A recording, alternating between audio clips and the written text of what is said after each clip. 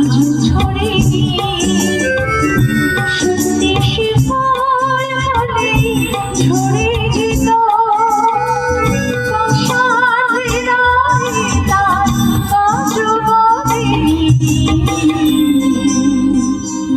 সত্যি হৃদয় হরে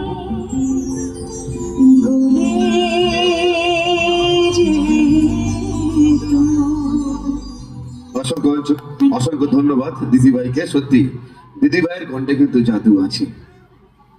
ভালো লাগছে তো? ভালো লাগছে?